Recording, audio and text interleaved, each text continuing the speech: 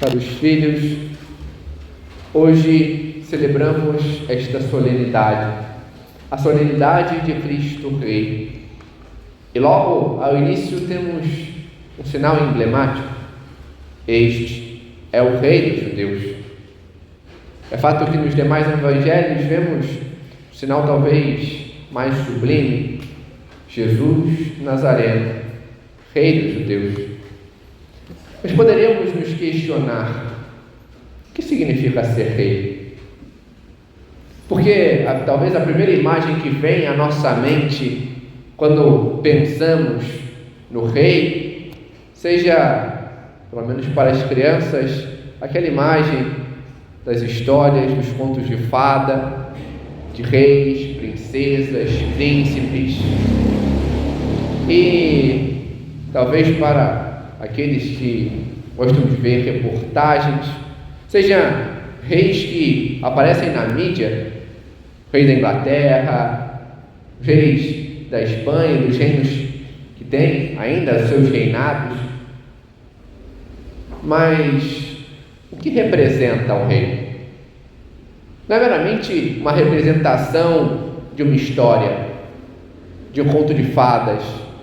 Não é meramente uma representação que está ali, política, e o rei tem uma função. E para quê? Para que o rei? A Sagrada Escritura nos mostra duas funções emblemáticas, a qual o rei tem. A primeira, a concepção mais imediata: o rei guerreiro, o sentido bélico. E a segunda, o sentido legislativo. Por sentido bélico, talvez a própria palavra já nos apresenta o sentido das guerras.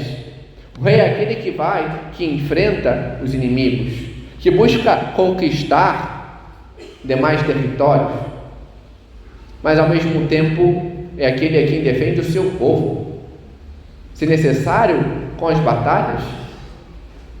Mas também há um sentido legislativo, que talvez alguns confundam. Legislativo não quer dizer, de modo imediato, o sentido talvez da divisão dos poderes, somente fazer leis, mas de tudo aquilo que compete à lei, ao promulgar as leis, mas também de julgá-las e de executá-las, de saber reger e governar todo o seu povo. A própria Sagrada Escritura coloca isso de modo emblemático quando apresenta a história do povo de Israel e aquilo que cabia ao rei, pois o próprio povo pedia um rei. No livro de 1 Samuel mostra exatamente isso. Samuel falando ao povo, quando vai eleger então um rei, o que caberia ao rei? O convocar aqueles do povo que deveriam lutar, o colocá-los nas diversas posições de comando e de batalha, o lançar-se às guerras, mas ao mesmo tempo tudo aquilo que cabia à legislação, cabia ao rei todo o controle. Por isso o sentido dos impostos, o sentido de todo o território que caberia a ele, o como governar, o como reger, tudo isso cabe ao rei. Mas o que é o rei? Quando vemos essa mesma passagem, entendemos um ato simbólico. Porque em Israel, o rei era escolhido por Deus. E por quê? Porque para Israel não era meramente um rei humano. Quem era o rei de Israel? Quem é o rei de fato? Deus. E portanto, ele escolhia aquele que o representaria. Ele escolhe aquele que estaria como seu representante à frente do povo e que deveria conduzir o povo a ele próprio. É um dos sentidos do pastoreio a qual o Senhor apresenta. E por isso mesmo, existe uma terceira função do rei, que apesar de talvez não tão bem descrita, talvez seja a mais importante de todas elas. O rei, ele deve ser modelo. Em diversos pontos da Sagrada Escritura, vemos nosso Senhor, Deus, corrigindo.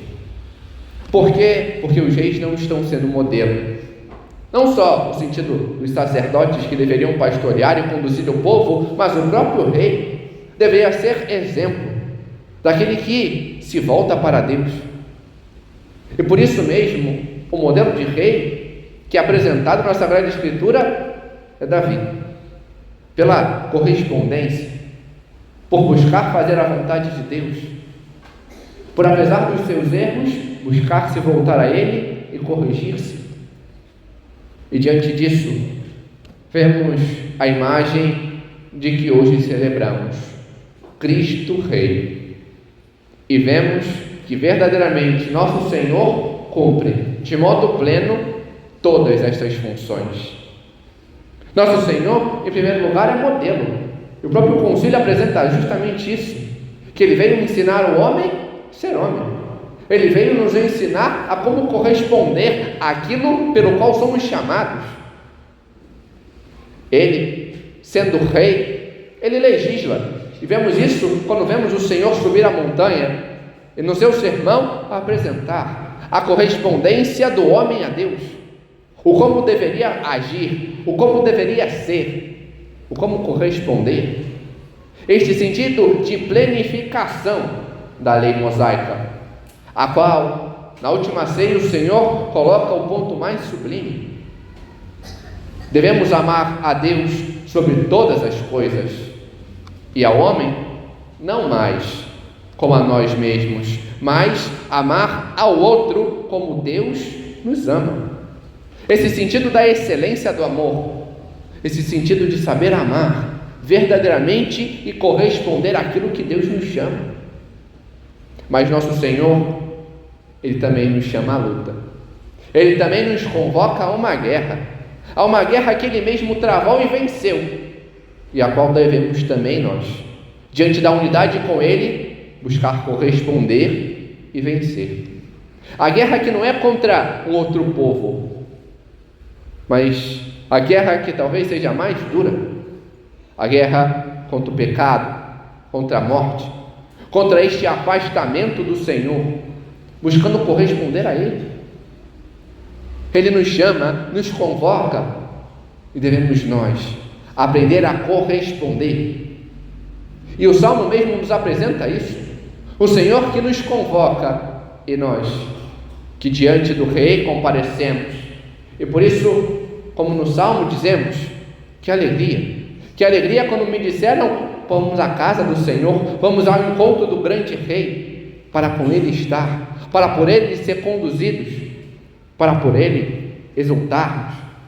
E São Paulo apresenta de modo esplêndido na segunda leitura que Ele é a imagem de Deus, Ele é o Deus verdadeiro, aquele que nos liberta, que vai à frente, que vence o pecado e a morte. É Ele, filho de Davi. E por isso, essa figura emblemática, a qual nos traz a primeira leitura, diante do reconhecimento de todos, diante do seguimento a qual o povo tem para com Ele. Mas, se tudo isso é apresentado a nós, e se, como no Salmo, respondemos, devemos aprender a corresponder de fato. Não só dizer com os lábios que alegria, vamos à casa do Senhor, mas verdadeiramente exercê-lo. E cabe assim um questionamento: será que verdadeiramente proclamamos o Senhor como um rei? Ou será que agimos como o povo de Israel? Porque quando vamos ver a sequência dos fatos históricos, Israel demora 7 anos e 7 meses para reconhecer aquele que Deus escolheu para ser rei. 7 anos e 7 meses que 11 tribos não reconheceram Davi como rei. E nós? Será que estamos demorando e tardando este tempo para reconhecer Deus como nosso rei? Ou será que verdadeiramente sabemos agir deste modo? Será que estamos tardando em aceitá-lo Ou será que somos divergentes e fugimos da sua presença? Quanto tempo ainda demoraremos para aceitar o Senhor como Rei, para verdadeiramente obedecer às suas leis, aprendendo a amar a Deus sobre todas as coisas e não fugindo dele, aprendendo a amar ao próximo como ele ama e não com mero sentimentalismo superficial ou diante de meras reações humanas? Será que sabemos corresponder àquilo e obedecemos ao Senhor, vendo no outro a presença dele e assim amando de verdade? Somos chamados a obedecer, a corresponder, a nos deixar guiar por aqueles que Ele coloca na nossa frente. Quantas vezes acabamos fugindo do Senhor e não sabemos corresponder ao seu chamado? Não sabemos ser ovelhas que ouvem a voz do pastor, que buscam corresponder ao Rei, mas fugimos. Quantas vezes, quanto tempo ainda tardaremos? Quantas vezes não sabemos seguir o exemplo que o Senhor nos dá? Diante de uma vida de oração, de correspondência, de profundidade para com Ele, buscando ter paciência para com os outros, buscando aprender a perdoar o outro, mas por vezes nos afastamos e não deixamos que Ele reine em nós, porque guardamos mágoas, rancores. Quantas vezes ainda nos afastaremos do Senhor e não o reconheceremos de fato, porque não colocamos Ele em primeiro lugar, colocamos as nossas orações de lado, trocamos o Senhor que se faz presente pela sua palavra e pela sua presença real na Eucaristia, na Santa Missa, por qualquer festa, por qualquer evento. Quantas vezes ainda deixaremos de lado o Senhor? Quantas vezes acabamos não dando o verdadeiro testemunho aos outros, correspondendo àquilo que o Senhor pede de nós, aprendendo a ter este sentido de luta? Quantas vezes não sabemos, não buscamos verdadeiramente amar aqueles que estão fora? Padre, mas eu não conheço. Mas ainda assim eu sou chamado a amar a todos, rezar por todos, por aquela pessoa que fez a barbeiragem no trânsito, rezar por ele, para que mude, por aquele que passou à minha frente, que fez uma estupidez, que eu nem conheço, mas saber rezar. Mas também saber rezar por aqueles que são próximos e que às vezes não buscamos verdadeiramente amar. Por exemplo, em nossa própria casa. Quantos filhos não sabem corresponder ao que o Senhor diz, porque não sabem amar os seus pais, porque não os obedecem? Quantos filhos não sabem proclamar o Senhor como Rei, vendo na autoridade dos pais, dos superiores, dos professores, porque ficam fugindo das suas obrigações? Quantos pais não mostram verdadeiramente amor pelos seus filhos, porque dão tudo, mas dar tudo não é amor. Dar tudo, você está dizendo para o seu filho: cala a boca, porque eu não quero saber de você. Amor se dá quando se dá uma verdadeira educação, quando se sabe chamar a atenção, porque assim você aposta no outro. Você diz: eu acredito em você e sei que você pode mais, e por isso eu cobro. Eu não fico achando que você é um café com leite e fala: tá tudo bem, foi reprovado na prova, fez tal coisa, toma um presentinho. Um pai que age assim não ama o seu filho e também não proclama a Deus como seu Rei, mas que é a sua própria vontade, o seu próprio sossego.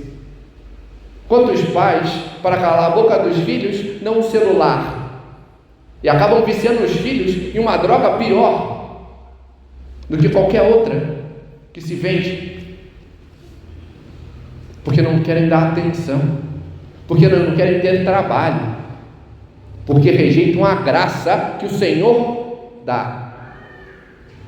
Quanto tempo ainda tardaremos em proclamar o Senhor verdadeiramente como o Rei da minha vida, como o Rei das nossas vidas, como o Rei das nossas famílias, como o Rei em nossa sociedade?